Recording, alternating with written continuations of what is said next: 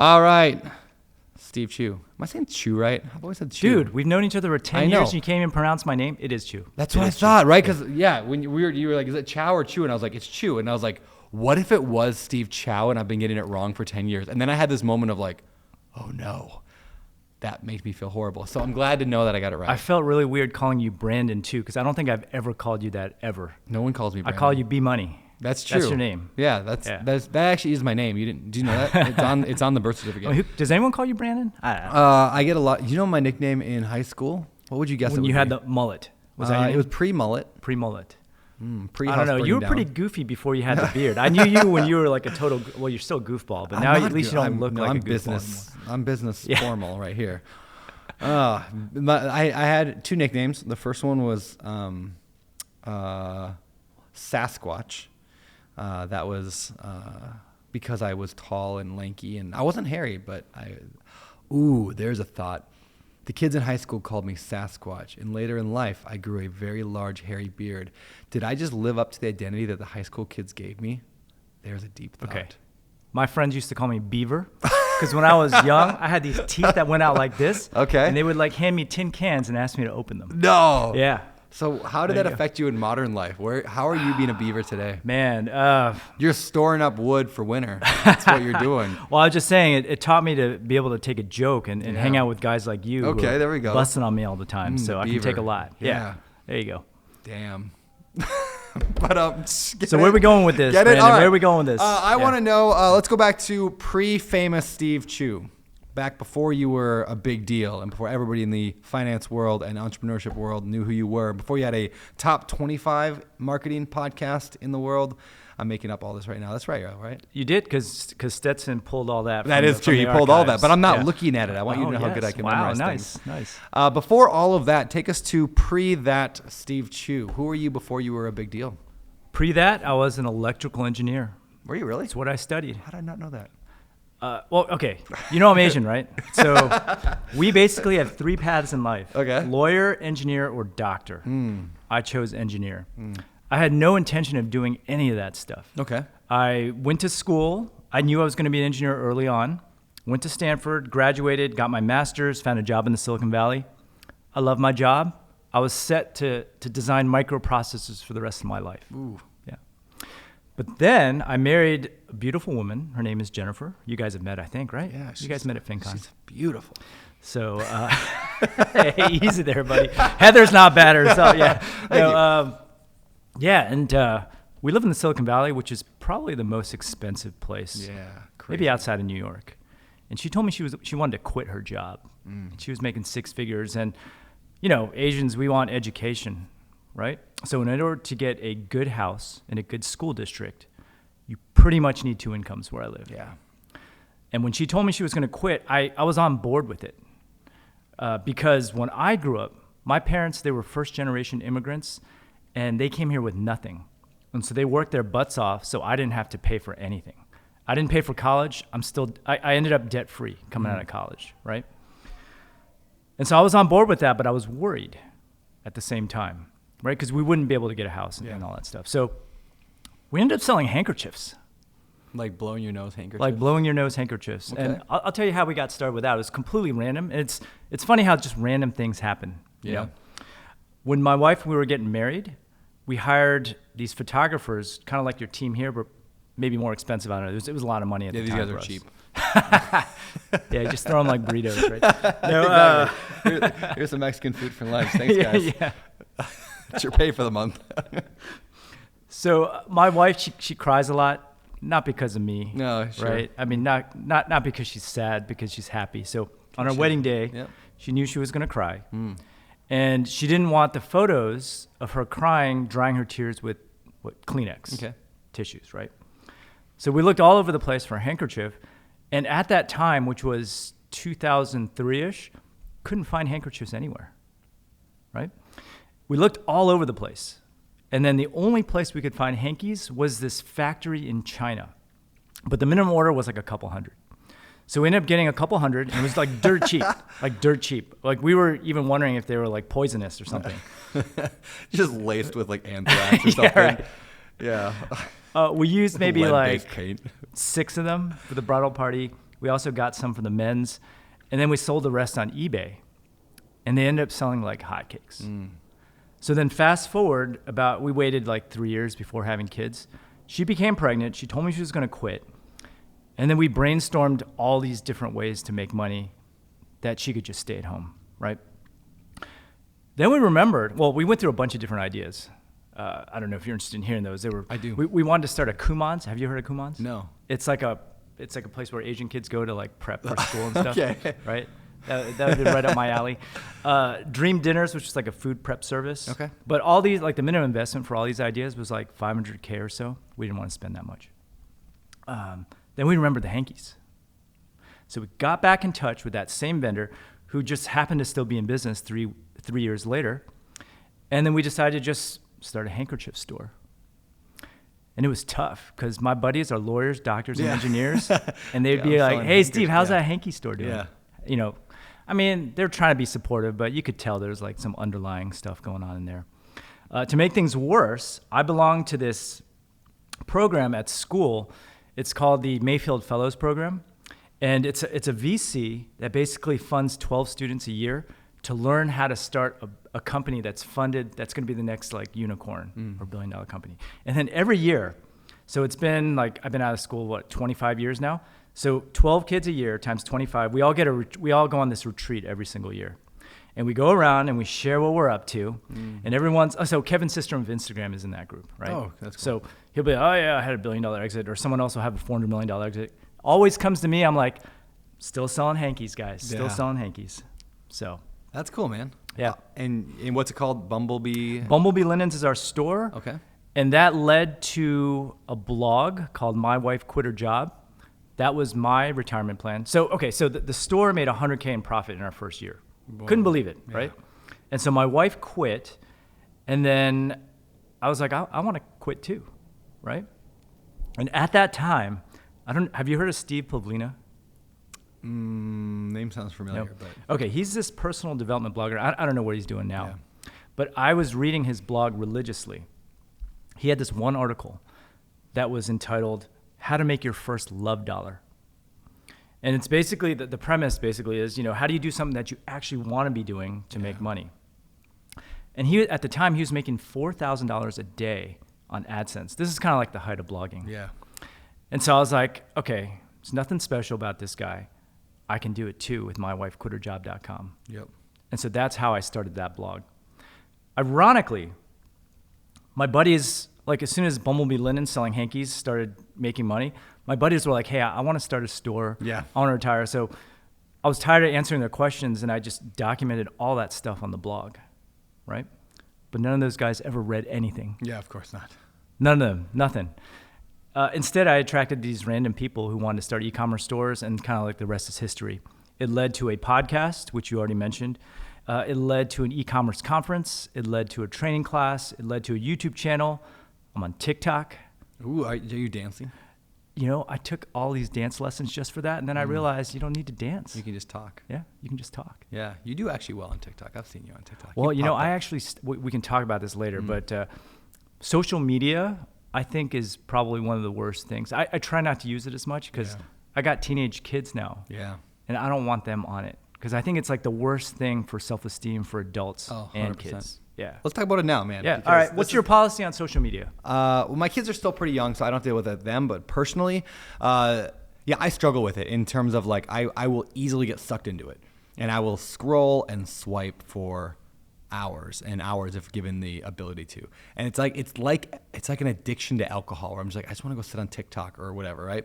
So I've had to like put rules in place. So my general rule is I allow myself 2 hours a day. In fact, I have a goal. Like I have 3 goals for Q1 of this year. And one of them is to average less than 2 hours a day on my phone.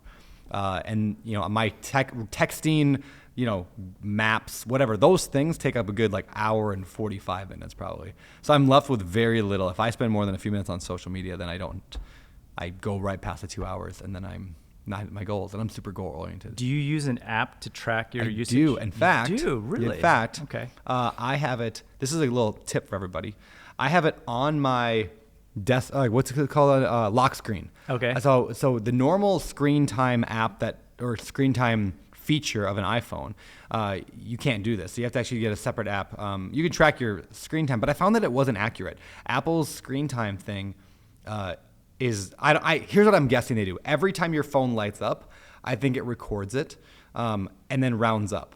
Is what I'm thinking that Apple does. I could be wrong on this one, but I'll have my phone for an entire day, like testing this, like just sitting there on the counter, and I won't touch it once. And it'll be like, you used it 37 minutes today. And I'm like, no, I didn't. I didn't touch it today. And I've tested this. So I got the thing called off screen. And that one allows you to put a widget right on your lock screen. So at any point now I can pick it up and look, and I can see where I'm at any point. So that's been probably the single most important little tiny $3 a year tip that I've done so far this year was that little, just put it on my screen. Anytime I grab my phone, I'm like, oh, nope, I'm getting up to 2 hours. What about you? I'm not as diligent. So here's I mainly use it just for business. Okay. Right? You got to be on there. But I don't like social media because you constantly have to post. Mm-hmm. Like the people who are successful on social media, like I have this one friend who posts 7 times a day on Instagram and 21 times a day on Facebook. And if they stop posting, that traffic kind of goes away. Mm-hmm. So for business, like I don't like it because I want to do stuff where I do it once and it gives me traffic forever. Yep. So that's why I focus on Google and YouTube. Yeah. Like I have posts like 10 years ago that are still generating a ton of traffic. Yep. I have videos that I filmed like 3 years ago, steady views every year. And so that's why, what's funny is, when people judge people based on business, the first thing you do is look at Instagram, right? Yeah. Would you agree? So it's almost like an ego thing to build up your Instagram. It is. Right? But it doesn't bring me much money, so I don't focus on it. I don't really care. Yeah. I like that thought process. Yeah, I see the value and the power in building relationships, especially what I do with real estate, right? Like I got to raise money from thousands of people. And so like that Instagram is a way to connect at a deeper level with people. Like, once they find me, whether it's a book, blog post, whatever, they find me, I direct them somehow to Instagram. I try to get them onto a text list or an email list. That's probably maybe more important. I don't know if it is. What do you think? Email list I think more that's important than social? that's like 90% of my revenue. Okay. Yeah. So long term, like you have to have it, but relationship building, like I don't even open up 90% of the emails that I get, right? But I'm on Instagram every day. I'm on TikTok. So I think for relationship building, it's not an either or. There's no like which is more important, I suppose. But yeah, so anyway, I dropped an Instagram, but I get sucked in. So I hired a person recently. I have a full-time, shout out to Christina. She is now taking all my raw content and then posting it for me so I don't have to, which is cut down. Now, again, I can do that because I make it back on the back end really easily through social media. Yeah. But it's a dangerous game. I'll have to reach out to Christina. How much you paying her? Yeah. Might have to pay her double? She gets 2 Mexican lunches for the month. Okay. So, you'd have to offer more than that. I don't know if you can afford that, man. Chinese food. I think I can handle it. Can you really afford that selling hankies, though? I mean, is this a profitable business? You're still selling them today, even despite the educational side? We actually just bought a warehouse, in fact. A real warehouse? A real warehouse. Wow. Yeah. So Bumblebee Linens is actually run by my wife. I just do the marketing, and then I got my own stuff. Yeah. Okay. So you guys, like, it's still, she runs it. It's her thing. There's a long story behind that. So you guys know that we started together. And anyone watching this, I actually don't advise that you work with your wife on a business. Why? Things are complicated enough as is. You bring in business into the mix, and, well, let me give you an example. So we might have a little argument about the business, and then that leads to something that I did like a year ago. And then like you leaving the toilet seat up. And all of a sudden, and then that leaks in too. And it's really hard to separate it. Yeah. So just to give you an example, we would go on these expensive dinners for like our anniversary and whatnot. And all we do is we'd are we allowed to cuss on this? Of course. We'd bitch about our vendors and how they're screwing us. And we just talk about business the entire time. One time we took a vacation to China to visit our factory, and that was like our couple's getaway, right? How romantic. So we used to fight. We never used to fight at all until we started the business. And so once that started happening, my wife was actually the first one to recognize this. So we split all the duties evenly. And okay, so let's talk about ego real quick. So I got an ego, you got an ego. Well, maybe you don't. I don't have an ego. It's hard to have an ego when you're perfect. Really, is like. Alex is over there looking at me. Let's get Heather on the show right now. Yeah, let's get Heather on the show. Okay, yeah. Raging ego. Okay. So I wanted a 7-figure business. Okay. At all costs. Yep. In the beginning, I remember going on this revenue or profit. revenue in that case. Okay. Right? In that case. This is back a long time ago. We have a mutual friend, Noah Kagan. You know Noah, right? Yeah, he's coming on the show soon. Oh, is he? Yeah. Okay, sweet. I remember I had a retreat with him, and I told him how I was doing. He's like, dude, you're sitting on a gold mine. You should scale it. And I was like, yeah, maybe I should. And so that year, we hit $1 million. We busted our asses. But that year was actually the year that my wife and I were like on the rocks. Yeah. Big time, actually. Because I kept pushing, and we made enough money. Like, we don't spend that much money. Yeah. Like, I'm cheap. You know that about me, Yeah, right? I like how you corrected frugal to cheap. Yeah. I'm frugal. No, I'm not. I'm just cheap. I mean, our family spends like, honestly, maybe $150K as a family a year. Yeah. We make way more than that. Sure. Like, so what's the point of making all this money? Yeah. Right? So my wife was actually the one who sat us down and said, hey, whenever you drive all these sales, it's a physical product. It sucks. Right? You know, when you run a business, like growing really quick actually sucks big time. So I might do a promotion that like ups our average daily order volume by like 5x, and that really sucks. Yeah, interesting. Right? Yeah. So my wife comes home in a bad mood. Everyone's in a bad mood after that. And unless you're willing to staff up and consistently do that, then it doesn't really make sense. That adds its own headaches. Yep. Right?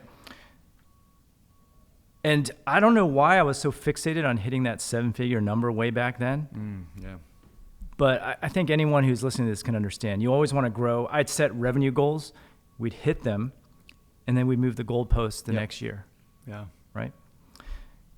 And so today we don't do that. For Bumblebee Linens, at least, whatever happens, happens. So back to the ego part. So like we have potential, right? But if you're making sacrifices and not growing to your best, deep down inside, you're always questioning yourself, right? Yeah. Could I have done better if I went all in on this? And this kind of goes back to family, right? So my book's called The Family First Entrepreneur. We started these businesses so we could hang out with the kids. Yeah. Right? But have you heard of the 4 burners theory? No. Okay.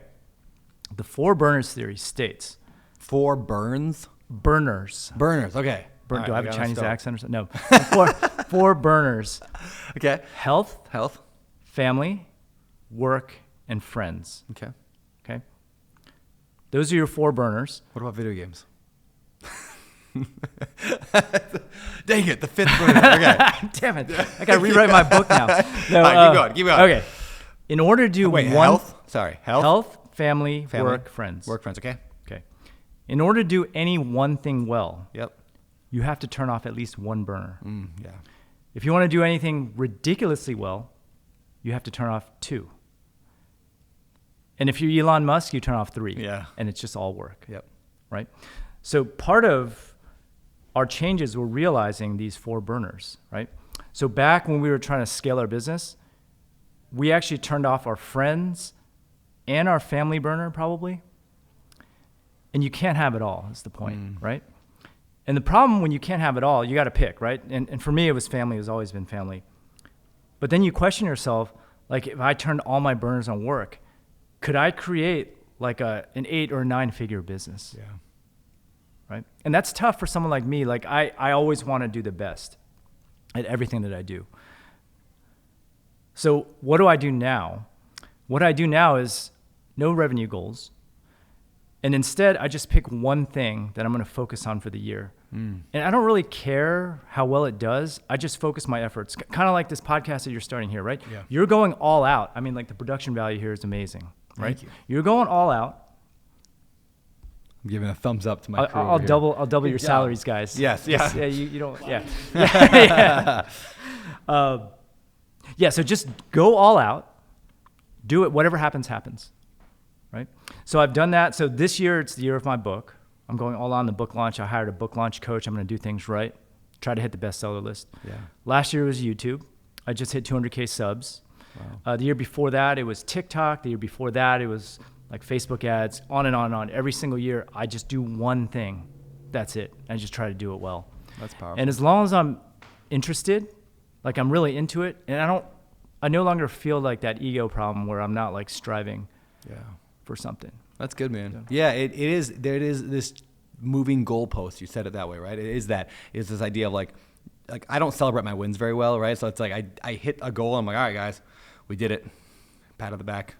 Now we got to do twice as much. And it's like, when is there rest? When is there like enjoyment? And so I really like the idea of thinking like, maybe let's scale back. And one way I try to do that in my own life is like, we talk a lot about within the Better Life Tribe, which is what I'm running now, is the idea of identity-based goal setting. So like, who do you want to be rather than like what? Instead of saying, I'm going to make $1 million this year, it's like, well, who do I want to be as a person? Like, I want to be a better husband, a better father, a better whatever. And then I can, maybe I can set some ideas or actions around that or some habits around that thing. But that's what matters more, right? At the end of the day, it doesn't really matter if I have $1 million when I go to retirement or, or $1 billion or $2 billion or $500 million, or like, it's irrelevant at some level. So yeah, keeping that in mind is super powerful. So I'm assuming that's a big part of your book, like the family. I talk about those things. Yeah. I mean, really, why do people start businesses? It's so they can hang out with who they want to hang out with. Yep. And do things that they actually want to be doing, not working, right? Money always gets in the way of everything because it's like a scorecard, right? Yes. Like here's a question I hate getting asked. Whenever I go to an event, one of the first questions that I get asked is, how big is your team? Yeah. And in my opinion, the size of the team is irrelevant. Like, I make $1 million in profit on just the blog stuff with just one VA in the Philippines. Wow. Yeah. Right? That's it. That's amazing. Bumblebee, we have, orders to fulfill, so we have 3 people there. But you can go really far, and I only work 20 hours a week. You can go really far with just one VA. And arguably the size of your team absolutely matters. It doesn't matter at all. Yeah. I used to actually run a team. I used to be an engineering director of microprocessor design when I was an engineer. And I would say that I was forced to hire people because we had the budget. Oh, yeah. Right? Yeah. And then I'd give them this like tiny piece to work on, and that would be like their only job, just that tiny piece. And honestly, I think me and one other guy could have just done all the work of the group. Like, if we had to, right? Sure. This is like Twitter. Elon laying off like all those people. I'm willing to bet that those people weren't necessary. I 100% agreed. Yeah. Yeah, it's like, Parkinson's Law, right? Work expands to fill the time allotted for it. It's like there's got to be another law there. It's like work expands to fill the number of people you have to work on it. Yes. And so if you got 10 people to work on a project, it'll take all 10 to finish that project. And then if you have 3 of them, like, you get it done somehow with those 3 people. Yeah. Which is an interesting dynamic of, maybe instead of, like, there's this need, especially as we're trying to grow, multiple businesses here, real estate and the tribe stuff. It's like, I got to hire more. I got to hire. But there's definitely power in resisting that and saying, how do we get this done without hiring more? How do we get it done? I think like the word how is like the most powerful word in the English language. Like, instead of saying like, just get more people. It's like, well, how would we get this done with one person? How would we hit our revenue goals with one person or 2 people or 3? Whatever the lower number is. That makes a lot of sense. Shifting gears back to the book, what caused you to write the book? Like, what led to that? Our buddy Grant Baldwin. Okay. We were just talking about him. I love that dude. So I've been blogging I started in 2009, so over a decade. Yeah. Right? And Grant went up to me. He's like, hey, I just wrote a book. I'm like, isn't that like a lot of work? And he was like, yeah, but I got help. And I was like, help? Okay. And do you know Jeff Goins? Yes. Yeah. So Jeff Goins helped me with my book. Oh, no way. Yeah. That's cool. Yeah. And I totally respect Jeff. Yeah, I like him. He's a great author, and he was a joy to work with. Yeah. And I have these like 1,000 blog posts of all these thoughts that I've written over the years. Yep. And I just needed some help to kind of compile them into like a logical format, right? So all these things that we're talking about now, I've documented on the blog, but it's kind of, on a blog, it's like, one post here, one post there. It's like all over the place, right? Yeah. So with Jeff's help, I was able to compose all that into a book. That's great. And it's always been a bucket list item for me. I literally want to take my kids to the bookstore. There's one Barnes & Noble's left in my area. I hope it stays in business. Long enough for you to get Long enough for this book to come out in May. But I want to take them there. I'm going to say, hey, your dad's a published author. Yeah. I don't think I'm going to do it again. I'm not sure. But it was kind of like this bucket list item. I know you've got like 20 books or something under your belt. 5, but 6. I've kind of enjoyed this process. I enjoyed the process of just compiling everything. Because now I have this. Okay, here's the other reason why I did it. I forgot to tell you this. So my mom, in this entire decade, has never read a blog post in her life. And she doesn't watch any of my videos, nothing. But when I told her that I was publishing a book by a top 5 publisher, HarperCollins, Like she lit up. She's like, where can I pre-order this? Like, I want to read this. I'm like, dude, how can you haven't read a single thing? I'm not going to let you read this book. But I got props from my mom, from my Asian mom. That's great. So, there is definitely in writing books, there's definitely this, what's the word? Like just like real world, tangible, like people can recognize that, oh, that's valuable. My family, I don't think has ever read a video or watched a video or read a blog post, or they don't care about any of that. But like this one time I was published, this is great. Like again, for years, I mean, decade of Bigger Pockets and all these downloads and all the books I had written, even the books they didn't really care about. But then I got mentioned in Good Housekeeping magazine. My name was on there, like page 37 of Good Housekeeping magazine, as like Brandon Turner said this advice, and that made it real for them. And my mom went and bought every copy she could find, and like that's awesome. She was so proud of my name in Good Housekeeping because it just made it real. So my friends who used to scoff at my handkerchief business, we got mentioned in Forbes, and all of a sudden I got all these props, right? Yep. And we all know, like, getting into a publication like that is kind of like a joke, right? Yep. But to the people who aren't doing this stuff, it's actually like a big deal. Let's explain that real quick. Things like that, things like the Inc. 5000, like all those things, like they're not bad, like, but they're not always as real as they seem, right? I would argue that they're not real at all. I mean, I didn't want to say it, all right? Publishing? I didn't want to. Yeah, it's a lot of pay to play, and it's a lot. I mean, I get hit up every week 10 times on my DMs, like, I can get you into Entrepreneur magazine or Forbes or whatever. And I'm like, yeah, me too. You get the right connections, and it's either pay to play or you just have a friend who writes for Forbes. Exactly. Yep. Right. Yep. Which for a while I wrote for Forbes and I wrote for Entrepreneur, and I would reach out to friends and be like, hey, you want to be in here? Yeah. And like, I never charged them, but I know a lot of people are charging people, which is not good, but they do it. So yeah, you always got to read those things carefully. Like, honestly, like I'm so down on the media ever since I became a blogger, because everything is about clickbait, really, right? Getting people, it's because that's how they get paid. Yeah. So I understand what they're doing. They have to get paid, and the only reason to get paid, the only way to get paid is to get people to click and read the actual posts. So. Did you know about my article in, I won't say the name of the publication, but we'll call it Schmizness Schminsider. Did you hear about my expose in there? I did not. Oh man, what was it about? So I get all of a sudden I get these texts and calls from all my friends. They're like, hey man, some reporters asking me a ton of questions. They want to talk to me about you. And I'm like, well, that's weird. Like, I'm not doing anything, like cool or shady. Like, I'm like, and I every day another friend reaches out and be like, hey, I'm getting hit up by this reporter. Should I talk to him? Like, what's going on? And I'm like, well, yeah, go ahead. I don't know. I got nothing to hide. And so more and more I hear that. And then the guy reaches out to me and wants to talk. And I'm like, I find out he's from Schminsider, and he wants to talk. And I kind of put it off for a while and was like, no good is coming from this. It doesn't sound like it's from the questions they were asking, it didn't sound like it was going to be a good article. It was like, has Brandon ever taken advantage of you as a past employee? Things like that. It was just like weird things. Like, okay. And I'm like, all right. So finally, after he bugs me enough, I sit down, over Zoom, and I do a 2-hour call with this reporter. We spent 2 hours going through my whole journey. Very nice guy. We had a great conversation about my whole life, how I built Open Door Capital, the real estate, how I raised a bunch of capital, and how I used the internet to do that, and all this stuff. But still, I just can't get a pulse on what's this article going to be about. So anyway, I don't know, a month later, all of a sudden the article comes out. And I think it was called, people can go look for it. It's called Brandon Turner Makes a Fortune Selling a Dream. Even he thinks real estate's a terrible idea.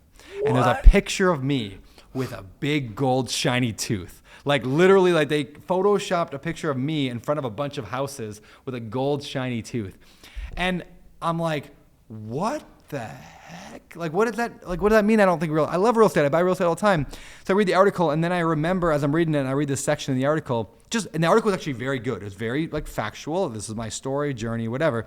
I get to the section, and the guy had asked me in the interview, what's your tip for people wanting to buy real estate? And I was like, well, if you just go out there and close your eyes and throw a rock and try to buy a house, it's going to be a terrible deal. Like, you have to know how to analyze deals, get leads, run the numbers. Otherwise, it's just a terrible idea. And they took that line and said, Brandon thinks real estate is a terrible idea. And I was like, I hate the media. Like, I was like, that, my empathy toward politicians and actors went so high that day. I'm like, I get it. I don't believe anything the media says anymore, because I saw it happen. And I don't even think it was the guy who wrote the article. I think it was somebody else at Schminsider who wanted to get more clicks. Like, how do we get more clicks on this? Let's do a gold tooth on him. Let's make him look like it was terrible. I don't like the media. Drives me nuts. I didn't know about that. Yeah, go I look would it up have. sometime, I would have yeah. shared and liked it. You know what? I'm gonna see if I can find the gold tooth picture right now while we're chatting. Let's see. Wait, so did you do anything about it then, or no? I just like it, and nobody ever did it. Like it didn't catch fire. Like that's what they do. They just pump out tons of content. Right. See, anyone who knows you though would know that it was totally false, right? Yes. So here it is. No, maybe not. Okay. You would think that they would know. Look at that nice shiny tooth, right? That's awesome. Yeah. Oh, jeez. Well, at least did you get any traffic from this? Nothing. I got nothing. You right? got nothing. Well, maybe it's because it's Business Insiders and behind a paywall now, right? Yeah, and this one, it's behind a paywall. Yeah. Yeah. Brandon Turner makes millions selling real estate investing dreams. Even he says you'll lose money right now. Yeah. Like I didn't say that. Like, I hate clickbait. But that's what it takes now to make money. That's right? what it takes in the industry. Like the entire marketing world, like and newsprint like that, they're monetized. They make their money off of clicks, and they're paid by the amount of clicks it gets. So, who cares if it's true? I think that's all going to get disrupted, though. Do you? Yeah, because of AI. Yeah. Well, okay. Have you played around with the new Bing app? Very little. I've been in tons of Chat GPT, but not in Bing very much. Okay, I think the Bing app is like a good, precursor to the future. Yeah. So now, if you ask it a question, it'll just give you the answer. And I think, all those guys who try to rank and search for affiliate revenue and whatnot, I think that whole thing's going to get disrupted. Yeah, I can see that. I think e-commerce is still safe. So we rank and search for like handkerchiefs and linens and that sort of thing, because it'll say, hey, you can get handkerchiefs at these stores, but it only lists the top 5. So you basically have to optimize to be on that like top 5. Yeah. But I think Google is going to get disrupted. Yeah, I do too. Even if they have their own bot, which they do, their whole business model of clicks, pay per click, is going to die. Yeah, and there's a lot of companies like, Bigger Pockets, for example, right? Like they're a large chunk of their, and I'll say Bigger Pockets is doing a great job at navigating this. They foresaw this coming. But so much of their traffic for years was the clicks. It was SEO, right? Search engine optimization. So people type in, how do I buy a duplex? And then Bigger Pockets pops up. And in the future, when you don't have to go to Bigger Pockets to get the answer because there's AI telling you the answer right there, you don't go to BP anymore. And so what BP has made the shift of it is media. So they're now like really a media company, right? Because you can't, eventually AI will make media, and then we'll all be screwed. Sure. And they'll make e-commerce, and they'll make everything. That'll take a while. Yeah. We got some time to that, but like that was a smart move in that like people still want to know opinions of people. Like even though we have newspapers, we still watch Fox News or CNN because we want to hear that guy's opinion, right? Yeah, I stole that from you, Alex. Nothing is original on this podcast. Yeah, no. But people want to hear an opinion, and so I think that shifting into that. What other trends do you see happening right now in the world? Whether AI is obviously a big piece of it. Any other major trends that people who want to start online businesses of any kind or just work entrepreneurship they should focus on? Yeah, I have strong opinions on that actually. So in the content space, I think video, you got to do it. Yeah. Right. Written word, like the written word now, like ChatGPT, it does a really good job. I played around with ChatGPT 4, which as of this recording just came out like last week. Yep. Does a really good job. It actually does a better job than my writers. Yeah. So guess what? I think I'm going to downsize my writers. I have an editor, and I just need the editor to go and touch things up. Yeah. Right? In e-commerce land, one of the reasons why e-commerce businesses succeed in the U.S. is because the Chinese people who are running the factories, they can't speak English, they can't market, and they can't write copy. Oh, but guess what? Yeah. Now that there's ChatGPT, that evens the playing field. You're 100% right. I didn't think of that. So they can write good copy now that appeals to humans, and unless you have like a really strong value proposition for your store, you're going to be screwed. Yep. In the coming years. So that means anyone who just like goes on Alibaba or whatnot, just imports something as is, too. I think that's over. I agree. Yeah. That was my biggest problem. You remember back in the day I tried to sell wooden sunglasses? Remember I did, and kites, right? Yeah, and kites too. I still think kites are a great idea. Okay. Whatever. Right. Wooden sunglasses though, the problem I had with it was like I was paying more from China to get wooden sunglasses than what the same factory was selling them for on Amazon. Like I could buy them from Amazon, shipped to my house for free, cheaper than what I could buy them for from China. And so what I realized is like I was just a fool, just buying them retail essentially from like over there. Like and I would actually love to talk about this. let's talk about my failure here a little bit. Okay. How much time we got, guys? Yeah. Let me actually pose this to you. Like, what did I do wrong? I tried to start an online business. I even signed up for your course, right? And I watched like 3 videos, and then and then I went and tried to do it, and I even hired somebody to help me do it. And then a year later, I had really made no money, and I shut it down. What did I do wrong? Well, I think number one is you tried to hire someone to just do it. Like, if you're going to do anything, you got to do it yourself and kind of learn the ins and outs. Everything has nuances, right? Yeah.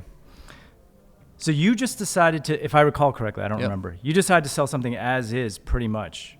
Yeah. Right? Yep. Without any added value at all. Yeah. And of course, when you do that, if the factory is selling on Amazon, they're going to have the pricing advantage, right? So you either have 2 options. You can build something that's better, that's proprietary to you, or you can work on branding. Yep. Right? Which in your case would have been, just going on social media, putting out videos with sunglasses, getting influencers maybe to buy your branded glasses. Yep. And then they couldn't just knock you off. Yep. Right? So you got to do one of those 2 things. Or what you can do is you put out really compelling ads that appeal to, have you ever heard of the Life Force 8? I don't think so. Okay. What's that? The Life Force 8 is all the emotions that you stir up in a human to convince them to buy something. Okay. So I'll give you an example. If your product can appeal to sex, it's going to sell. Have you ever heard of Dr. Squatch, the soap? Yes. Okay. So Dr. Squatch does not sell soap. If you ever watch their commercials, it's really some woman around their guy going, oh, he smells so good. I want to jump this guy. Yeah. Right? They're selling sex. And that's why the soap sells so well. 100%. Same goes with anything. I put it on jewelry, every morning. Clothing. I wash my whole body in it day and night. In fact, I got it How's that working for you? It's not working real well, man. I don't know. My wife just thinks I smell bad now like a Sasquatch. But anyway, keep going. Yeah, so there's a number of these. There's like protection of loved ones. There's keeping up with the Joneses, like looking superior to everyone else. And so Which is like the Gucci bags. Yes, that one, exactly. Right? Yeah. So there's 8 of these, obviously, Life Force 8. So if you can appeal to one of the Life Force 8, you will make sales regardless of whether it's just a commodity item or not. Yeah. It's all about the emotions that you can stir up in someone. That makes a lot of sense. So I could pull out 1,000 things that I did wrong here too, but one of them was I just didn't care. Like actually 2 things. I didn't have a need for it. I was already making good money. I was making tons of money on real estate, book sales, and I had a job. So I didn't need the side hustle. I didn't have that urging, like I didn't hate my job. I didn't have any problem, right? So the why wasn't strong enough, but then really I just didn't care about sunglasses anyway. Now I'm not saying everybody has to care about, and I'd love your take on this. Like I don't have to be passionate about, you weren't passionate about linens, right? But I just didn't care about the business period, right? Like I didn't care about it succeeding that much. Versus when I got into real estate, I desperately needed out of my job. I worked at a bank. I hated it. I was miserable. I had no money. I was broke. I had the right why. So yeah, that's a huge one, is that piece of why am I doing this thing? And then am I actually providing value into the world? No, I'm buying a crappy pair of wood sunglasses from China and then trying to sell it for more than I bought it for, which was tough. It just it didn't serve anybody. Again, maybe if I would have done a better job, like, oh yeah, these lenses are better for this reason, or if I had better marketing, or if I was a big enough brand at the time. I got a big following today, but I didn't then. If I was a big enough brand to just justify it by saying, hey, these are cool because Brandon Turner's cool. Yeah. And that wouldn't have worked, but I could have tried, Let's talk about something you just said. Please. The passion part. Yeah. Most people feel like they need to be really into the product that they sell. But what most people don't realize is that no matter what you sell, it's the same stuff. Yeah. Right? Like my typical day is marketing these things and then getting boxes out the door. Yep. I could be selling, I don't know, flip-flops, and it'd be the same business, right? So if you go in thinking that you need to be passionate about what you're selling, then you're probably going to burn out. So my wife used to be really into embroidery. Like she put like our initials on our pillowcases and that sort of thing. As soon as we started charging for that, which was my idea, by the way, so we could hit 7 figures, she started hating it. Ah, yeah. And she started hating that passion. And I actually started taking over that embroidery. I'd come home from work after working like 9 hours or 10 hours, and then I'd sew for 2 hours before going to bed. Wow. Yeah, those are the early crazy. days. Yeah. Yeah. Okay. So that's funny. I did not know you sewed. I'm I want to gotta do what you gotta do, stay there right? for a minute. Do you still sew in your business at all? Are you done with We the have an sewing? embroiderist now. Oh, an embroider. I didn't know that was a title. Yeah.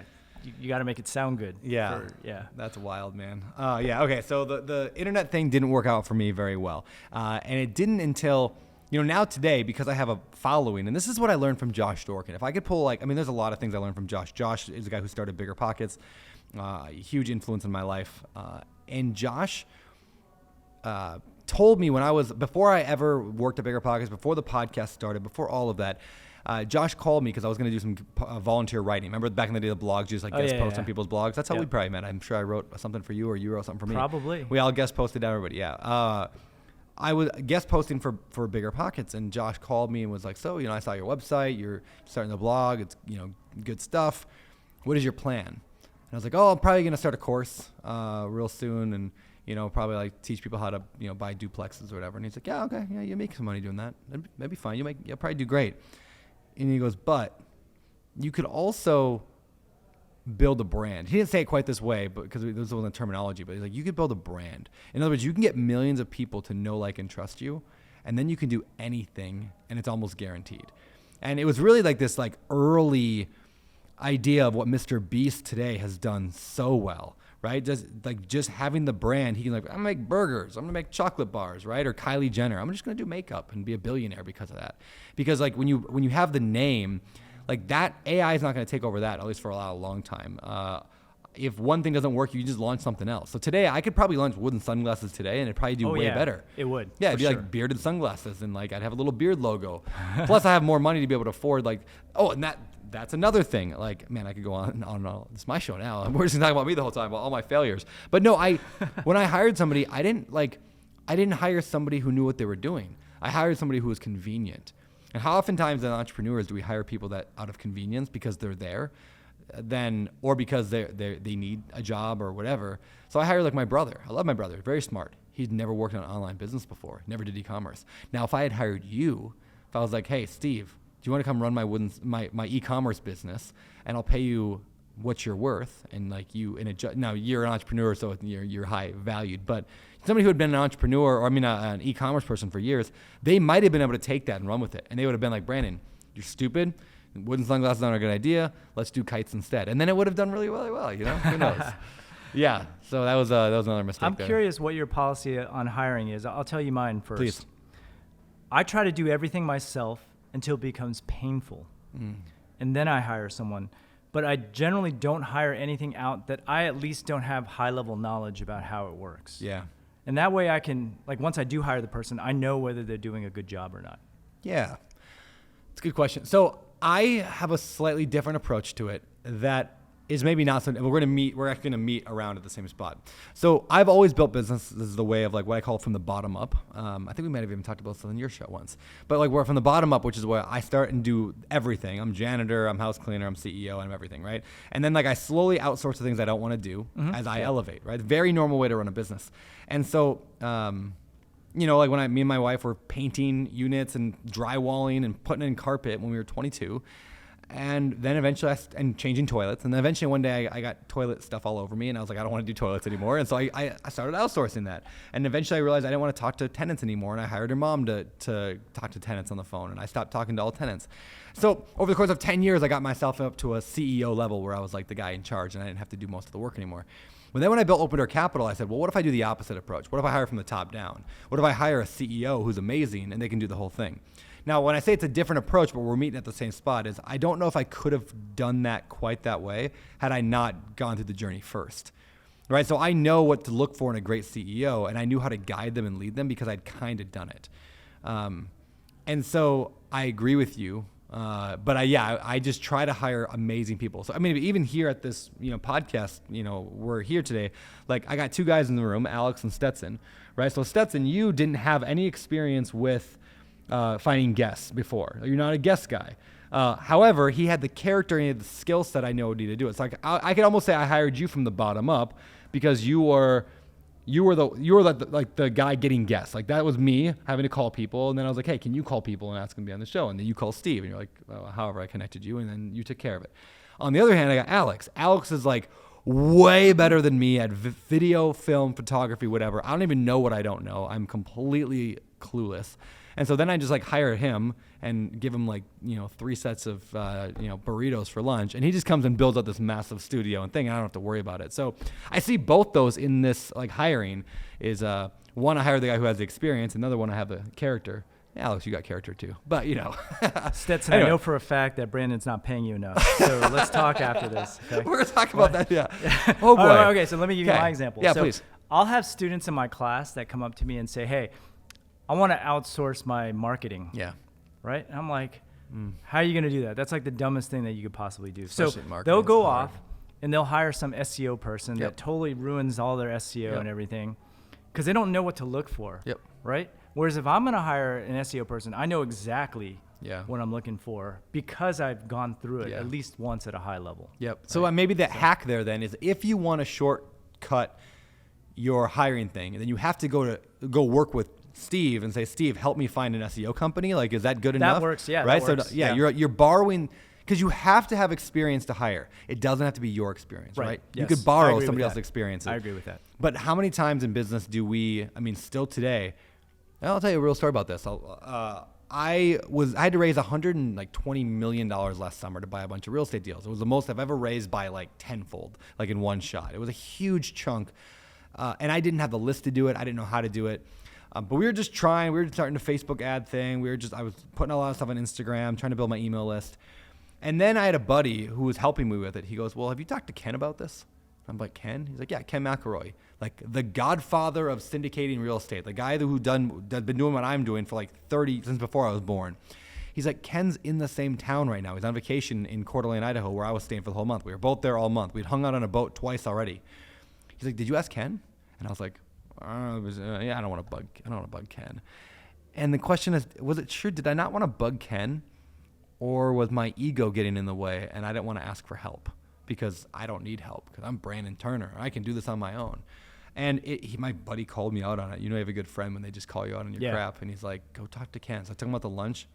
Blew my mind. 2 hours I'll never forget. Changed my entire business life because Ken just was like, no, there's all things you're doing wrong. Right? It's like I said the quote to you earlier. Find people who make the impossible look like a Tuesday morning. Yeah. Ken could raise $120 million in like 12 minutes. He'd just be like, yeah, I got it.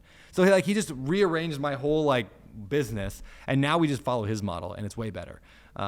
Because I finally let my ego die a little bit. I mean, I do that. Like I hired a book consultant. Exactly. Yeah. He was not cheap. You said that and I was going to dig into that. Yeah. Yeah. I hired a YouTube consultant. That was not cheap either. But these are all recommendations from friends who are killing it. Yeah. So they can help you find the right person. That's valuable. Yep. Like that's gold right there. I love it. But my point with that earlier example was you can't hire out something that's your core competency to someone who doesn't care. Yeah. That's true. I just think of all these people who hire out for Facebook ad agencies. And it's like a game of musical chairs, it seems. I'm not saying that there's not good agencies out there, but in general, like anything that's like your core competency of your business, I like to keep all that stuff in-house. Yeah, we do too. We try to keep as much as we possibly can. And if there's like, I need somebody to actually like go on Facebook and make the ad, like fine, I'll hire a good, again, get recommendations. So like, for example, when we did that, we raised $120 million, by the way. We ended up, switching to what Ken talked about and did a bunch of, we actually used Facebook ads for the majority of the money we raised, which was fascinating. Closers.io, Cole Gordon, right? So we went to them. I kept seeing their ads pop up. And so for those who don't know, what Closers does is they find like really good salespeople, and then they find companies that are like high ticket, like, mastermind sales or, whatever, like high ticket sales for products or services, whatever. And then they match them together and they say, hey, we got a really good sales guy. We trained him how to do good. You company over there, you need you're trying to sell a $30,000 real estate course. Let's match you together. And then they make a fee off the middle. That's one thing they do. Well, I had this idea. And I was like, well, raising money through real estate is really nothing. It's just like high ticket sales. I'm charging $100,000 for my product. It just happens to be you get your money back someday. But it still is, I'm still selling a product, which is an investment. So we went to their company and was like, will you guys just train us how you do high ticket sales? Like train my team. That's one thing they do also. So we hired them. They trained our whole team on how to do high ticket sales, everything from like setters and closers and how to talk to people and overcome objections and everything. And it was phenomenal. Like we just ran Facebook and Google and YouTube ads. Interesting. And drove them in our funnel. I thought it was just all your friends who were contributing to this. Yeah, I know. No, I got real marketing now. But like all that came from us. like, me and asking for consultants. And then when it was come time to actually punch the button on the ad, then we hired a company that was referred to us who could actually put the ad out there, and they did great. But it was still like, if I had instead been like, I'm just going to outsource this entire thing. Hey, random company I found from a Google search, go run my entire ad campaign and try to get me some leads to raise money for real estate. Never would have worked. Yeah. Because I'm outsourcing what I need to be good at myself. Yeah. All right, man. It's amazing. Thank you. I'm an amazing guy. So modest too. Yeah, and I'm. If you look up modest in the dictionary, it's just a giant picture of me. It's looking really good. The picture I have, you have a gold tooth in, so I don't know. Is that modest? Gold tooth, yeah. I don't have a gold tooth in real life. Let's move on or back to the book for a minute. Okay. The book, what is it about? Family First Entrepreneur, right? Am I saying it right? The Family First Entrepreneur. That's correct. The Family First Entrepreneur. Okay, and we're about starting your business with your family in mind. Correct. Here's what I found. Okay. And you can agree or disagree with me. Most of the entrepreneurship advice that you see out there is given by single dudes. Dude, yes. Who have no responsibilities. Yep. No family, not a care in the world. Fitness guys too, right? Yes. Yeah. Just go to the gym 4 hours a day. And then, I'm like, okay, yeah. It's like, I don't got 4 hours a day. I got to tutor math. I got to take my kids to Russian math. I got to, right? SAT prep? Yes. No, so that's what I found. And these guys will work like 100 hours a week. I can't do that. Yeah. You can't do that. Yeah, we got to cram it into these little times. And that's not even what I care about. Yep. Right? So I wrote this book from the perspective of a dad who balances business and family. Yeah. So could I make like an 8-figure or 9-figure business if I just went all in? We talked about the 4 burners earlier. Yeah. But family's number one. That's why we started in the first place. My wife reminds me of that. And it's about maintaining your ego, because there's a lot of components to this, while still being successful. And I mentioned this before. Most people, they just want financial freedom, right? They don't want to be rich, like ridiculously rich. Like if it happened to them, I'm sure they wouldn't mind, but that's not the main goal. Yeah. Like you ask anyone that. Yeah. They want financial freedom. They want to be able to do what they want, when they want, where they want, with who they want. And it doesn't require millions of dollars a year. Does not require millions of dollars a year. I would say, actually, if someone can make like $100,000 in profit, that's probably good for almost 90% of America. Yep. Right? I lost my train of thought. Well, especially, I'll continue your train of thought. I'm going to take your train and ride it. It's going to be good. All right. Ride me, baby. Yeah. The idea of like, if you're, my team's over there like, oh, geez, we're going to have to edit this off. If you are making this is Tim Ferriss' point. He makes it in 4-hour work week, right? If you're making $100,000 a year, and I'm making $100,000 a year, but I'm working 4 hours a week, and you're working 50 hours a week, who's actually wealthier and who has more, like who's more successful? It's the guy working less hours, right? Because like your dollar per hour is significantly higher, and so there's this definite. I mean, I felt it. This. I used to stay in like my car when I travel, and then. Just because it was cheaper. And then I started staying in Motel 6, and then a Super 8, and then it was like a Hilton, and then it was a Marriott, and now it's a Four Seasons. And now that I find that there's like Montage, or I'm like, oh, there's something better than the Four Seasons. Like, oh, I got to try that now. So I'm staying in one of those like in July. And then it's like, wow, I should travel like, by car. And then it was like airplane, and then it was first class. And now I've got this private jet membership. And like, how do you stop? Because that's what, and then because of that, I have to then keep working more and more hours or build more and more business. And so it's this income creep that creeps in, and the goalpost just keeps having to move to be able to justify it. How do you stop that? How have you stopped that? So what's funny is up until last year, I had never flown first class. And I still, I don't like things. Yeah. But so my wife booked me on first class because she was like, this is the next big thing. You should enjoy it. I did not want to do it because I don't want you get to the same destination no matter what. Yep. And if I don't have like a meeting early morning or whatever, I don't care. I'm still getting there, right? So she books me on first class. I'm on it. I'm like, this isn't that great at all. How much did you pay for this? Yeah. I was like, whoa, this is definitely not worth it. Yeah. So I purposely don't go luxury unless my wife wants it. Yeah. But for me, like all I care about really is just doing what I want. So I'll spend money on experiences and just not stuff in general. Like if you look at our house, it's a good house. We're going to probably stay there, but it's not like a mansion. We could probably get a mansion. But then you look at my friends One of my buddies just bought a $6 million house. And this is before all the layoffs happened in the high tech sector. Yep. So he didn't get laid off, but his wife did. And then all of a sudden they're like, oh my God, this mortgage payment is like my entire salary. Yeah. Whereas before they didn't think about that because they were getting bonuses every single year. But I don't think they're going to get a bonus this year because things are bad, right?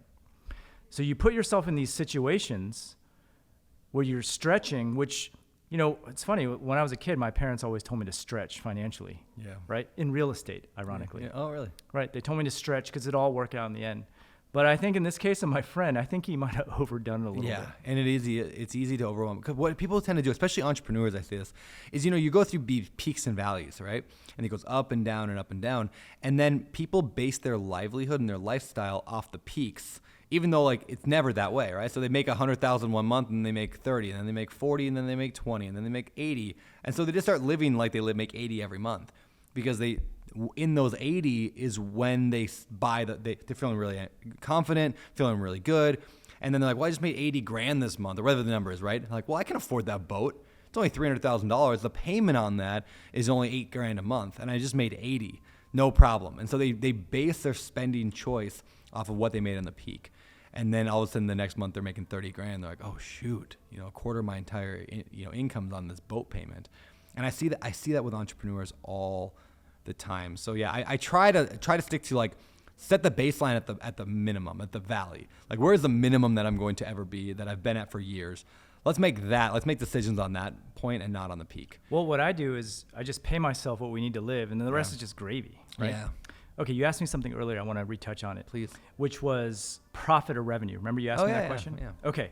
So a lot of people, like, revenue is like the vanity number, right? Yep. I just recently did the math on this maybe 3 years ago. And let's just throw some numbers in the mix. I don't normally like to do public math, but I'm Asian, so let's hear it. The average margin for an an e-commerce business is 10%. Okay, yeah. Okay. It's a little low for, like, an Amazon business, but that's the official number, 10%. So let's say you sell something for $100. That means you're making $10 in profit, right? Yep. So most people don't price themselves high enough, right? So if you were to increase your prices by 1% and you're making $101, your profit's $11, that's actually a 10% increase. Yeah. Right? If you increase your prices 5%, that's a 50% increase in revenue. All right, so let me get to my point. So most people, when they sell, the revenue number is what they focus on. Mm-hmm. So they'll, like, discount stuff just to get more revenue. Yeah. And I don't know if you noticed, did you ever actually launch a product on Amazon? I was there. Yeah, there wasn't sign-ups were there. So Amazon, even if you get a refund, the number is still in your revenue. Really? Yeah. I don't know that. And there's a lot of different things, like the fees and whatnot. It's still reflected in your revenue number. And Amazon always encourages you to run sales, because sales always lead to a surge in revenue. Right? So let's do another scenario here. This one will take a little bit more math. Let's say you sell something that's $100 and it costs you $50. So your margins are $50. Let's say, right? Yeah. Most people on Black Friday, they'll give out, like, a major discount. So let's say you give out a 25% discount, which means you're selling this for $75. It costs you $50, so your profit is $25. Okay. Let's say on a typical day you sell 100 widgets. In a typical day without the discount. So your typical profit is 50 times 100, or $5,000, let's just say. Okay. Now, if you run that Black Friday sale, 25%, you're only making $25. Now, to make that same $5,000, you now need to sell double what you do, right? Once I did that math, I'm like, why am I running this Black Friday sale? Unless it can literally double the amount of sales that you can get, it's just not worth it. Yeah. But people just get hung up on this revenue number, and they don't charge enough because they think that low prices are going to lead to more revenue. And those two forces cause people to not be profitable. So you're in a lot of mastermind groups, right? Yeah. I was once in this mastermind group, and this guy, I think he was making like a couple $100,000 in revenue, and he was making maybe 50% of that in profit, which is great margins, right? Yep. He wanted to hit 7 figures like I did. And so he strained, he worked 100-hour weeks to get 7 figures, but his profit actually ended up being the same. Yeah. Meanwhile, I have a friend do the same thing. He had this large staff that he had to keep feeding every month too, and he was just miserable. We find that in real estate sometimes. Like I have some friends that, they'll flip, buy and fix up a house and then sell it, and they'll flip 30 in a year, and then they'll double it and went to like 60 in a year, and then 80 in a year. And then but on almost every case that's happened where a friend of mine, they make less money than they did when they were doing 30 or 20 or 10. Like as they scale, their profitability actually goes like over, like not just per house, but like overall down. They make less money. So it's way more of a hassle to manage that many people, and they make less money. And so it's just, but there's a certain ego in saying I flip 80 houses a year versus 2, even though you might make more money if you were just doing 2. I mean, there's other reasons to scale maybe, but like, yeah, really keeping that in mind for entrepreneurs is like, do I really need this? Do I really want this? Yeah, super important. Well, so the family first entrepreneur focuses on profit, not revenue. And I used to be an engineering director. I used to run a team. I think people underestimate how much work it is to keep people happy. Oh, so true. Right? Like when I was a director, I would say like most of my problems had nothing to do with work. Yeah. It was people's personal problems, or they had problems with someone else at work, and I had to just make everyone get along. Yep. And my job literally was talking the entire day, making sure the different groups liked each other so they'd actually cooperate. And that was my job. I stopped doing coding, which is what I liked doing. Yep, and just dealing with people. Yeah. Yeah, more people leads to more complexity. I mean, I even see it like, in my own house, like I have like people that come like every other week and help clean our house. Like they come and like, do all the hard cleaning. That's like the whatever on top of the ceiling fans and the windows and all that. I'm like, okay, well, it makes my life easier to have people come help clean. They clean the toilets and stuff. It's like very, very thankful for them, right?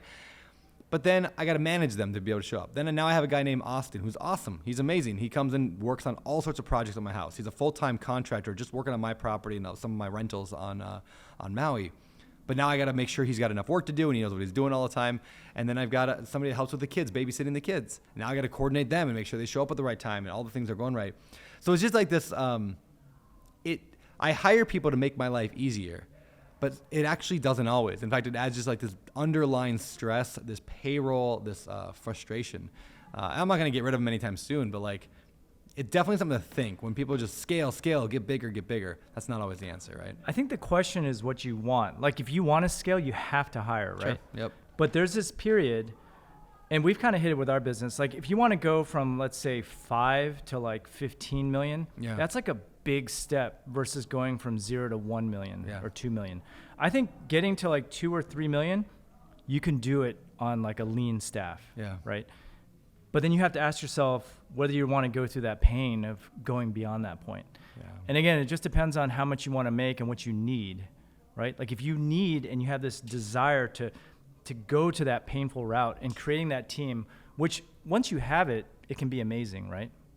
But that pain of scaling to that number, you need to make that decision. And if you have a family and you want to focus on family, I think it's going to be hard. It reminds me of that story, Jay Papasan and Gary Keller in The One Thing, the book The One Thing. Have you read that one? Yeah, of course. Yeah, they have that story in there where they're talking about glass. I think he's actually quoting like a Stephen King book, but they're talking about these balls. Yeah, like you're juggling a lot of things, work, family, health, relationships, like all the stuff you're juggling. But he says some of those balls are made of glass and some are made of rubber. And so you can drop some of them and they'll bounce right back. Like your career, your job, your business, like especially when you have kids, right? Like family first. Like when I no longer have kids in the house, I'll be able to work 100-hour work weeks, and I might want to because that might be fun.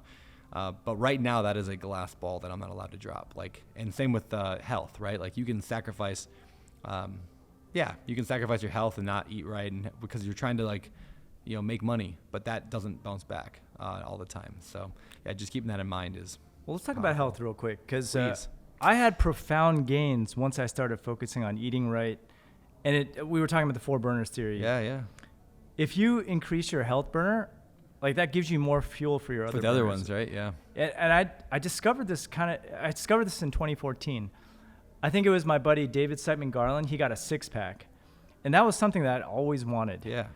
And I was like, how did you do it? Because before I asked him, I was just doing sit-ups. Yeah. Eating the same, just doing sit-ups. And he said, it's all about what you eat.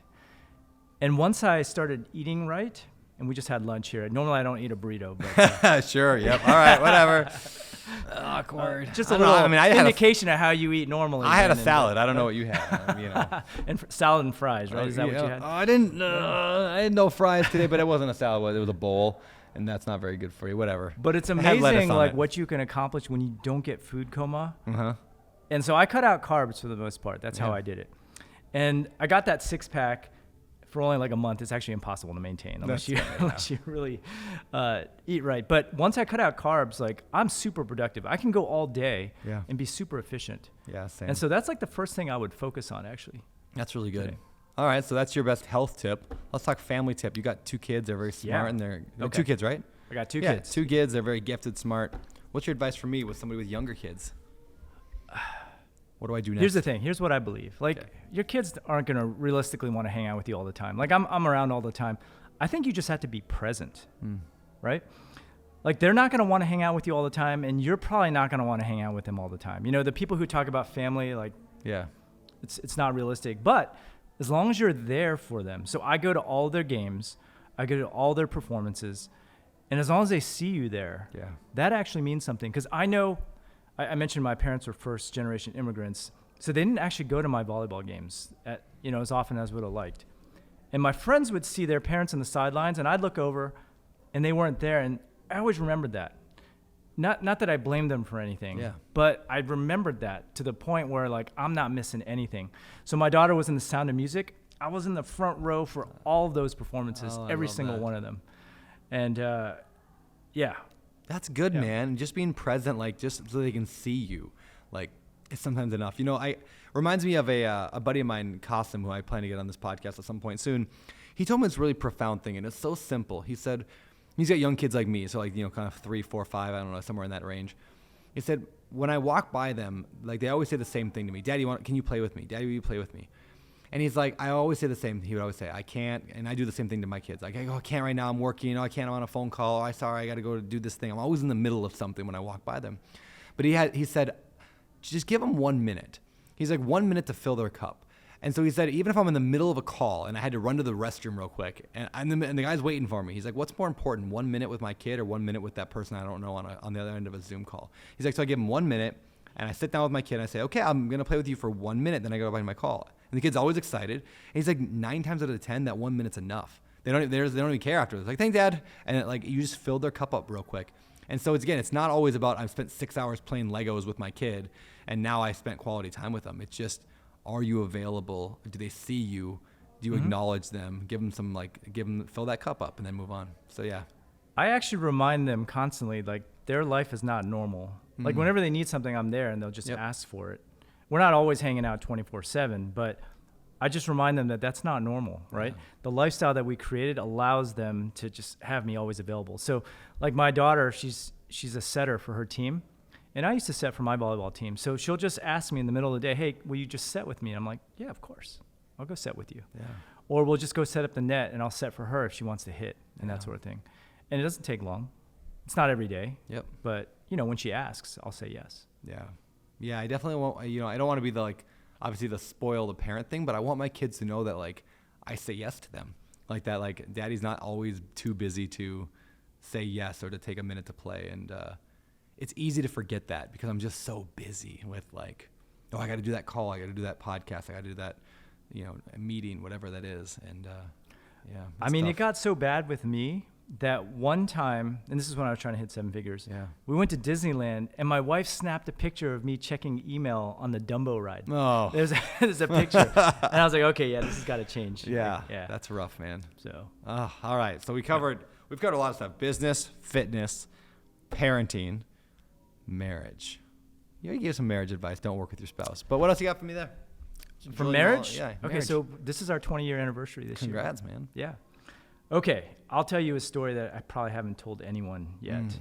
But there was a point where things weren't good, and you kind of get into this situation sometimes in marriage where, like, you're mad at this person, and they're mad at you, and it just kind of spirals, because no one's willing to give in. Yep. And we kind of got in that mode when we were running our business. And then I'm just going to give a shout out to my buddy Tal.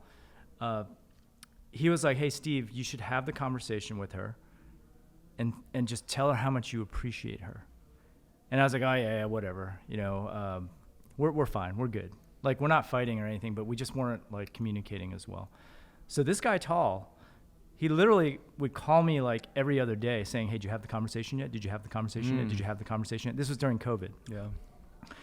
And I was like, fine, I'm going to have this freaking conversation. And so my wife and I went on this walk, and I told her, hey, I really appreciate, I just want to let you know, like, no matter what, I really appreciate everything, how you're there for the kids, everything that you do for me, how you're so considerate about everything. 180 after that. Wow. Her attitude changed. She was no longer like yelling at everyone. My attitude changed because, I wasn't getting yelled at anymore. And it's been great ever since. So my advice would be to just take some time just to express gratitude for who your spouse is. Because I'm not good at that. Like, Asians don't do that. Asians don't believe in therapy. They don't believe in talking to people. Like feelings. Yeah. Like it's just the way I was raised. I don't want to speak for all Asians, but it's just the traditional upbringing is, you hide your feelings, you bury them, right? Yeah. And that's bad. Yeah. Especially bad for marriage. Yeah. So just acknowledging somebody and saying thank you, like, just goes so far. Yeah, I've had jobs in the past where like they just don't. All I want to do is be acknowledged. Like, it's not even about like in the workplace. I'm just like, just tell me I did a good job. Like, that's all I want to know. But I don't want to say that. That's weird to say out loud. So like, it's a good thing to know as an entrepreneur, as well as a husband and a father, just acknowledging like, hey, I'm grateful for you. I saw what you did there. That was a cool thing. Appreciate that. It just goes so far for people in relationships. And I think everyone has their own buckets, right? Like the love languages. Yep. My wife just happens to be, words of affirmation. Yeah. So just got to figure out what that is. Yeah. Yeah. All right. Well, I want to shift to the last segment of the show in just a minute. But first, I can't let you out of here because it's not often we get a world-class educator of online business here. So give us just a quick, like, hey, I'm a newbie to the world of online e-commerce. I want to make money online. What do I do besides sign up for your course? What do I do? Like, give me some advice. So give me some parameters. How much money do you have to invest? I've got how much time do you have to invest also? 20 grand and 20 hours a week. 20 grand? Okay, 20 grand is a lot of money. Okay. All right, so I'll say this. If your time frame to making money is like a year, then I would say go e-commerce. Okay. Sell a physical product, something tangible, and you'll get money in return. If you have a runway of at least 3 years, I would say go content all the way. Okay. Establish that brand. Yep. Take your time, put out videos, have that audience, and then as you mentioned earlier, you can sell anything. Yep. Like because of my audience, I feel like I could sell anything today. Yep. Really. It could be a book, which I'm trying to do right now. It could be a course. It could be anything. E-commerce, you start making money faster, but I think it's more linear. Whereas with content, it's like slow as heck. Yeah. Like, I didn't make any money for like the first 2 years on the blog, but then all of a sudden it hockey sticks. And in my opinion, it's better long term also. Agreed. So those are the two scenarios there. I like that. It just depends on what your time frame is. No, let's say I want to do e-commerce. How do I find an idea? Okay, so the best advice I have to give in an idea is to just look at the problems that you have. And I know you got lots of problems, so you should have no problems finding something. The back acne is getting rough, man. Do you have a product for that? Great. Now I'm going to be thinking about that the rest of the interview. Yeah. So for example, I'll just give you an example. I play ultimate frisbee. That's one of the ways that I love that game. That I stay in shape. You want to play right now? I do. I would love to, because the weather has sucked down here recently. But anyways, so sometimes I play at night. Hands get cold. There's no ultimate frisbee gloves out there. Yeah. Well, you can get gloves. You can get like goalie gloves for soccer and football, but they're just too thick. Yep. Like if you want control, they need to be really thin. So there's an idea right there. That's good. Right? Yeah. You find out everyone has got problems, or I would say sell a product that you have knowledge about. Not passion, but knowledge. Like, you're into real estate, right? And you know a lot of stuff about real estate. So if you could sell something that's related to real estate, which is your area of expertise, it'll do well. Yeah. I talk to people about this a lot, actually, is this idea of like, people come to me and they want to buy real estate. They want to buy rental properties. They say, I want to do what you do. I want to buy rental properties. Teach me what to do. I want to know your thing. And a lot of times, like, they've got 15, 20 years experience in a career whatever that is. Maybe they're in the food service industry, or maybe they've done, manufacturing, whatever the thing is. They've been doing that forever, and they might be successful making really good money there. And then they want to start all the way over back at the bottom with rental properties and start at zero, which, almost every business just takes like a decade to really get good at. It takes forever to get good at anything. And so they just want to start back over with rentals. And I'm always encouraging people actually against rentals or against real estate. I'm like, before you go there, like, let's look at what you're already so invested in. Like, you're amazing at manufacturing robotics for this company. Is it easier to try to build, $0 to $1 million a year off robotic manufacturing because that's what you know and you have all your context and everything? Or is it easier to go start with rental properties, starting with, of course it's the robotics. Like, they're going to almost for sure. Now, sometimes they hate it and they don't, or they just are tired of it, or they say they're not passionate about it. But then the thing about passion, you mentioned passion, and I always think this is so interesting. I did a keynote once, and this was a big piece of it, was the word passion. We use it all the time to mean like interest. Like, I'm excited about this thing. I'm passionate about this thing. But then how does that make sense when we say the passion of the Christ? Like the story of, when we talk about Christ, it was the passion of the Christ. What does that mean? Like, Jesus wasn't excited about dying. So what is passion? So I looked this up and I found this out, that passion, like the root word of that means to suffer. That's why we say the suffering of the Christ. So when we say passion, we've kind of modified it over the last little while to think it means or like, I want to do this thing because it fires me up. But it's not. It's what are you willing to suffer for? Like, I'm passionate about my wife. I don't always like my wife. I'm passionate about my wife. And I will always suffer, and do the work necessary to maintain a good relationship because I'm passionate about it. So I always encourage people to reframe, I'm not passionate about linens. You don't have to be. But are you going to suffer for it? Like, are you going to work hard? Are you going to stick with something long enough to make it work? And then what you said is kind of elevate your thinking. You don't have to care about the linens. What can you be passionate for? What can you suffer for? People, systems, processes, business. Well, I think you have to be... It's all about the purpose, not the passion. So my purpose was so we could stay at home with the kids. Purpose over passion. And as long as you have that purpose. That's a book right there, Purpose Over Passion. There you go. You said you weren't going to write another book. I got a perfect book cover for you. Oh, I bet you do. Oh, yeah, I saw your early one. Oh, no, I'll do my own. No, you're new. I can't wait for your book because, it's phenomenally designed. They call me Chou-fucius. It's got a lot of wisdom. They call you that, really? Oh, weird. Someone started calling me that. Yeah. Actually. Okay. Yeah. So I went with it. Yeah. Your wife's a doll. She's great. All right. Moving on to the last segment of today's show, and I don't have a name for the segment yet. We'll come up with one. But it's 3 sets of 3 questions. Okay. I'm gonna throw them at you right now. The first set of it's 3 sets of 3. First one, 3 things you've done in the past year that has improved your life, and that could be a thing you bought, an action you've taken, a habit, a belief, 3 things that you have changed or done in the last year that has given you a better life. Okay, so the first one has been to make videos with my kids. Now, we did this in the context of promoting my book, but just the process of making these videos has been really fun for the family. And now we have something that we can look back on. That's cool. Like years later. Like I had resistance early on, actually. Like the kids were like, I don't want to be on camera or whatever. But you get them to do it, and it's hilarious. Yeah. It brought us closer together. I love it. And they're hilarious. Yeah. Yeah, you should check them out. They're on my Facebook. If you guys don't follow me on Instagram, My Wife Quit. You can My watch Wife some of Quit. them. Okay. You can watch some of them. Okay, so what else have I done recently? I stopped working afternoon now. Wow. So I just wake up a little earlier. And then I go hardcore till about noon.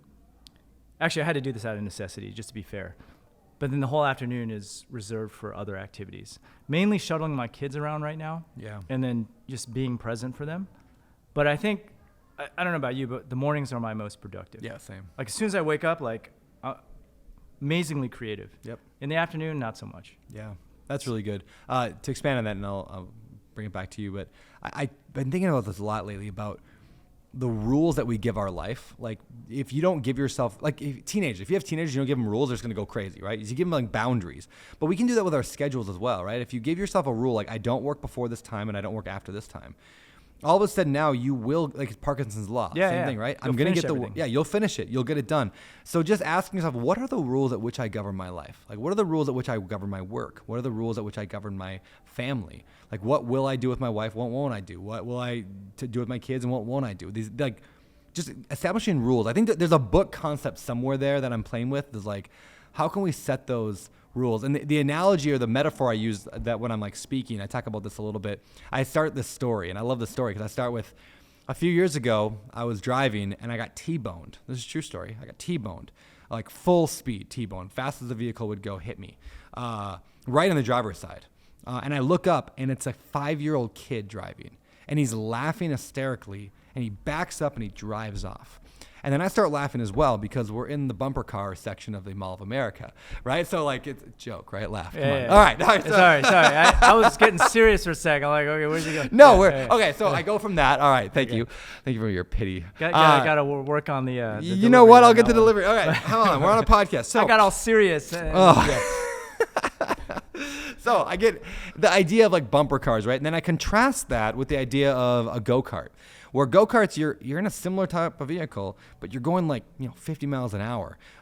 What's the difference in a go-kart besides the engine? Let's keep the metaphor not too complicated, but besides the engine and the general vehicle itself, the difference is with a go-kart, you have rails on the left and right. And the rails that keep you from going too far this way and too far that way, that keep you from hitting people, that is what enables you to go fast. It doesn't hinder you from going fast. So when you add those things like I only work between 6 and 12 or 8 and 12 or 10 and 12 or 11:59 and 12, whatever these are the rules I operate in. They allow me to go faster, not slower, because that's no longer random, right? There's the metaphor I'm working on. Did you steal that? I stole it from nobody. Okay. This is my metaphor. Thank you very much. I probably stole it from somebody. I like that though. I like that a lot. I might steal it. You can steal it, man. I'm gonna steal it. It's gonna be a book someday. I always advertise the Turner technique. Remember the Turner technique? Do you remember? What was it? Oh, yes. Okay. I do remember. Explain. Tell people how genius I am. Care on this Tell people how genius I am. They want to know. All right. So Brandon just emailed me out of the blue and said, hey, if you want to double your email subscribers, you remove the border around your email form and make it blend in with the content. Yeah. You remember that, right? I do. I did that. And it literally doubled the conversion rate on that email form. So now whenever I go on a podcast and I talk about it, I call it the Turner technique. Well, thank you. I always preface it by saying, have you heard of the Turner technique? Yeah. And you're like, no. What? You don't? No one's heard of the Turner technique. Yeah. That's amazing. Thank you for that. Okay, so we got one. So we got two. We got one more. Okay, so this last one is probably my favorite one. I try to have at least 2 perfect days a week. So what is a perfect day? 2 perfect day, yeah. A perfect day is one where I'll have like lunch with my wife or go on a walk with my kids or play tennis or volleyball or something like that. Like you can't have, every day can't be like that. Yeah. But I just try to have at least 2 days out of the week where it's kind of bliss. Yeah. Doing something that I want to be doing. That's great, man. I love that. One thing that we do inside the Better Life Tribe is we talked about this a little bit earlier where like you get the results of what you repeatedly do. So a big piece of the tribe is anybody who's in this mastermind, they write down their like 5 to 10 habits or actions that they want to do repeatedly throughout the week. So mine are, a few of mine are wake up by 6 a.m. because I know my life is better when I do that. One of them is, did I do my morning routine, like miracle morning stuff, right? One of them is, did I get 10,000 steps? One of them, did I work out? Like, so I've got this list, right? And not all of them are every day, but I write down the number of times that I want to accomplish this in the week. It's like 7 times, for the wake up by 6 a.m., 5 times I want to work out, 3 times I want to, one of them stretch for 15 minutes. Did I stretch for 15 minutes at least 3 times in the week?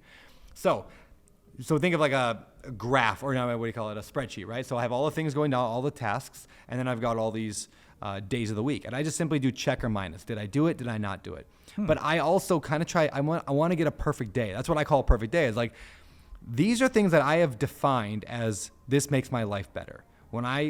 Everything from the moment I wake up 6 a.m. to the last one on the list is that I pray with my wife before going to bed. Right. And everything in between. That makes my life better. I have decided that makes my life better. So yeah, if I can get a perfect day, that's a freaking good day. I rarely get perfect days. Like I'm not good at this, even though I'm the one teaching it. Just one a week. Yeah. If I even had one a week, I'd be like, hot dog, that's a good day. Like that's a good day. That's a day I can be proud of. And then over the course of a life, I'm trying to get better and better. Like I will get more and more perfect days. And I'll never be a perfect person, but yeah, that's the idea of the Better Life Tribe. It's getting better every day. I got one more. Please. Always devote at least one day out of the week for just thinking. Yes. I do that on Fridays. It's my thinking day where I kind of plan out what I want to be doing at a high level. Because I know for myself, like I often get into the weeds of what needs to get done just to kind of tread water, so to speak. Yeah. Like every week I got to publish this amount of content and do all this stuff. And sometimes if you just focus on that stuff and fighting fires, you lose track of like where you want to go. Yeah. So every week, just one day, Friday is my thinking day. I love it. I've even played with the idea on that note. So I'm really bad at doing that, even though I know I need to, right? So like I'll say I need more thinking time. I'll put up my calendar, thinking time. I'll take half a day or whatever, and I don't do it. I get caught up in the house, kids, whatever. So I started scheduling a massage, like a 90-minute massage once a week. And because now she's at my house, like some masseuse lady, right? And she's like, there's the massage bed, lay down. So like then I actually do it, and it forces me to do it. But I might take it to a whole new level, and this is like ridiculous, but I feel like I need to, is start scheduling a weekly flight to LA from Maui. It's like 6 hours there, 6 hours back. And I'm like, I might not do it every week, but I might do it like once a month, just fly to LA and then fly back the next morning. And it's one day, once a month where I am forced to like, no kids, no cell phone, no internet even, and just like think, plan, strategize. Is that a word? Strategery. Alex is shaking his head. Yes. So good. It's easier for me to do that because I have the house to myself. My kids are older than yours. Yeah. So yeah. Yeah, my one kid is in meltdown phase right now. That's a I don't battle. Miss that period. Yeah, I feel like I'm gonna be sad when it's gone. But here's an interesting thing. At every age my kids have ever been, I wonder if it's true for you as well. At every age they've ever been, I'm always like, I'm gonna be so sad when they're past this age. I love this. I don't want them to grow up. I love them right here. This is perfect. And then like 6 months later, they're a different person, and I love them there just as much, if not more, right? It's always getting better. Do you feel like that? Like your kids, like always? I think the golden years were when they turned 4. Really? 4 until now, yeah. Best. Okay, yeah. Yeah, it just gets better.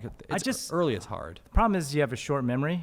You think that's true? And then you have another kid, and you're like, oh yeah, now I remember why. Yeah.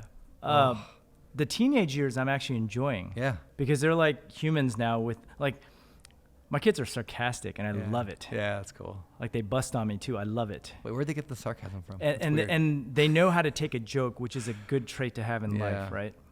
Yeah, you can't take yourself too seriously.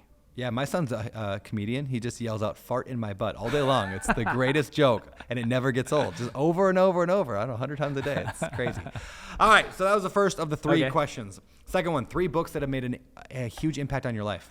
See, I don't want to say the same as the last guest, so I'll start with mine. Okay, I'll start with the unique one. So, Influence, Psychology of Persuasion.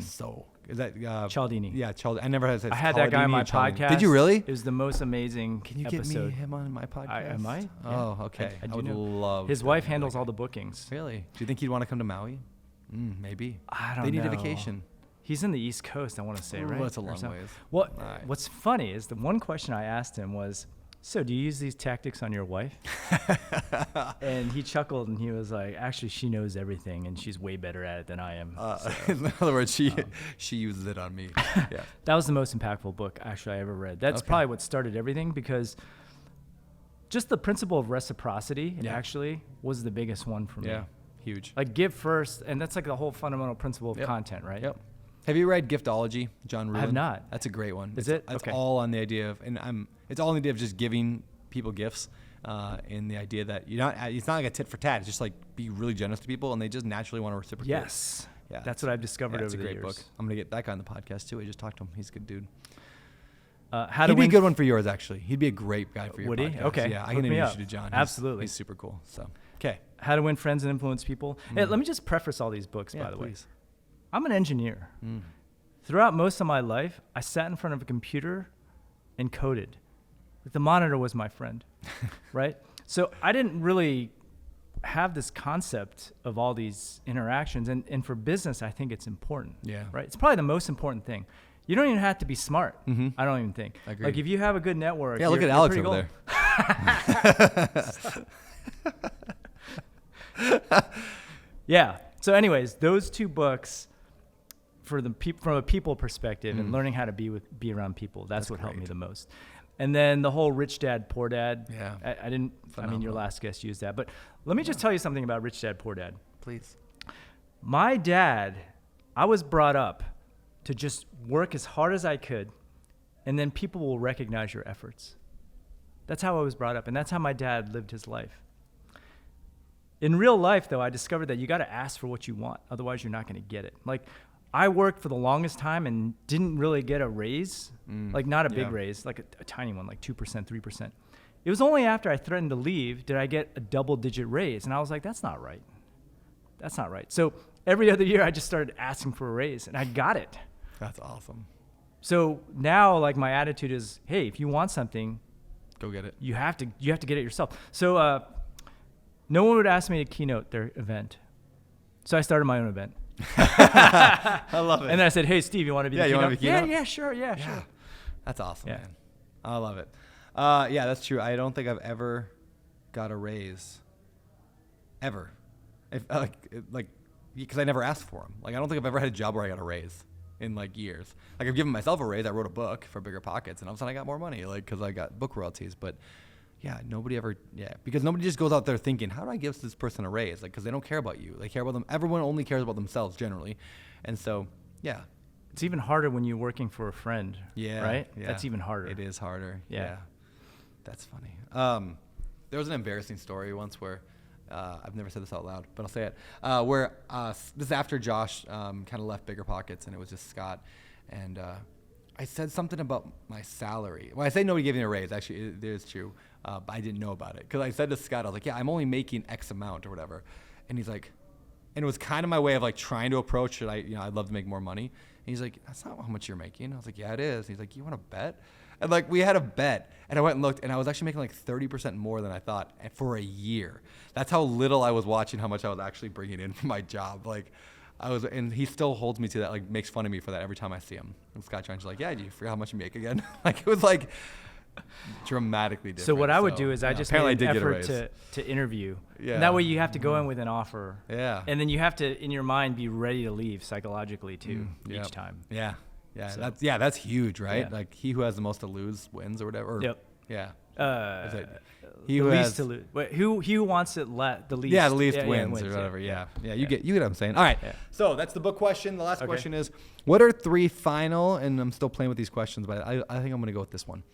What are three like final pieces of wisdom you can leave the listeners with? It could be anything at all. It could be a summary of what we talked about already. It could be something brand new. Oh, man, I think we've covered all my favorite Chou-Fuchsicisms. All right, so my favorite quote of all time, which is something you asked, or Stetson asked me about, was who dares wins, no regrets. Who dares wins, no regrets. Love it. Who said that? Steve Chou. Good question. It's not my quote for sure. It's not my quote for sure. It's actually my army buddy, Chi, actually introduced me to this. Okay. I think it's a common slogan in the army, actually. But it's like the opposite of what my dad taught me. Like, you just got to do something and try it. Otherwise, nothing good will ever happen. I teach a class, so a lot of people are always a little squeamish to get started. And I always tell them, hey, what's the worst that can happen? Right? So when we started Bumblebee Linens, what's the worst that could happen? We'd go back to work, right? Or our friends would make fun of us for this stupid handkerchief idea and whatnot. We'd, get a little pie in our face and we'd move on. Nothing was ever catastrophic. And you can tell me this from your experience too. Most of the entrepreneurs I know are not risk takers. Yeah. Right? Yeah. They never bet the farm. They just try something. It doesn't cost that much. They try a little bit. Doesn't work. They try something else. Yeah. Yeah, I agree. There's very few times you hear the entrepreneurs in movies are like always like, yeah, I'm gonna bet everything. Like, this is my whole life. Yeah, the farm. It's never that way. It's like, try this. Like, that's where I like the Lean Startup. That book, The Lean Startup, so much. Yeah. So it's like, just make a little test. See how it works. If you like it, stick with it, and then test something else and try. Just keep doing that, and you will keep navigating your way toward a successful business. And powerful. All right, man, I love it. Got any more wisdom? Chouisms? Probably do. I just need context. I know. See, this question, I thought about this with this part of the podcast. Is like, is it too, that's why I asked John Gordon about that. Is it too vague of a question? And a guy like him who's a public speaker, meaning 50, 100 times a year he's speaking, it's probably easier for him to like pump out these like things. So the other question I was going to ask, and I'll ask your advice on this. The other question was, who are three people you look up to? See, are you going to ask these to every guest? I'm playing with the idea. Because like there's certain podcasts that I know of, and it gets repetitive when you ask the same questions to everybody. Because people will say the same things, or I think you should do this on the fly based on where the conversation's going. Okay. Right? So we talked a lot about family. So maybe you'd ask me like, so what's your best like family piece of advice? Yeah. Or what's your best online business piece of advice or something like I don't know. You know, I think what Lewis Howes does, and I could ask him, but because I don't listen to the show enough to know if he does it every time, but he's got these amazing social clips of the guest saying some zinger line, and it almost looks like they are prepared ahead of time. So I think he's telling people like, hey, I'm gonna ask him some like wisdom tips, like give me 3 tips of wisdom, and then just say them, and then we're gonna cut those up and put them on social. So I'm guessing he's doing something like that. I'll tell you what he does. Have you been on a He show? always ends with, what are the 3 truths? Oh man, that's what it is. Okay, And so they know that's coming. Right, they know that's coming. Yeah. And then he says, like, let's say you lost everything overnight. What would you still carry? I can't remember how he phrases it. Something like that. Like, let's say you just lost everything and nothing mattered, what would be like the fundamental truths that you would still live by, or something like that? He's much more eloquent with that. Yeah, he's much better at that than me. Yeah. But all right, well, yeah. I like this, and I think we're gonna keep all this in the podcast too. I like this going back and forth. Trying to figure this out. I think this is good because I want people to know too. Is like we're building this plane as we're flying. You know, we're like, I don't know, let's figure out what this looks like. You know, I did the Bigger Pockets podcast over 500 episodes. Like we had it dialed in, but the first 20, we didn't have like the famous 4 and the quick tip and all these things we added in later. They weren't in the beginning because you figure out your flow, you figure out what works. So it's kind of fun to work it with the guests. So yeah, absolutely. Cool, man. Well, last question then. Where do people connect with you?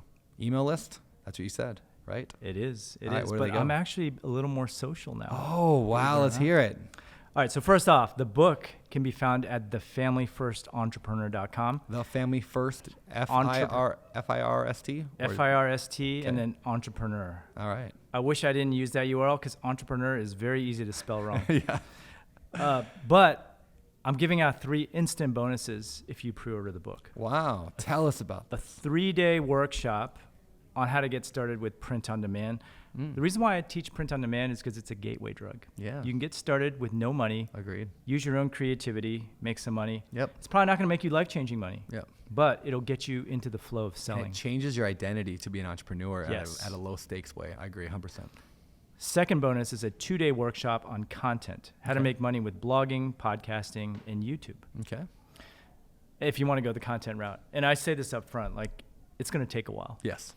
Right? I would give it at least 2 or 3 years. But it's so worth it. But it's so worth it. 2 or 3 years of continual learning too, and development and getting better. Yeah. Of consistent work. You're always trying to get better, learn more. Yeah. Yes. That's huge. Yeah. Okay. So that's the book. Love and it. then my blog is over at mywifequitherjob.com. I have a podcast of the same name where I interview people, mostly in e-commerce land. Like I go for like small brands who are just really, who get their hands dirty. Yeah. I like people who get their hands dirty. That's cool.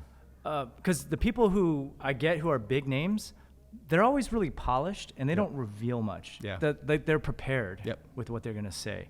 So when I get smaller brands, they'll just tell me everything. Yeah. Yeah. And that's why I like it. So what that's I what do. that podcast is about. Perfect. And then I have a YouTube channel as well.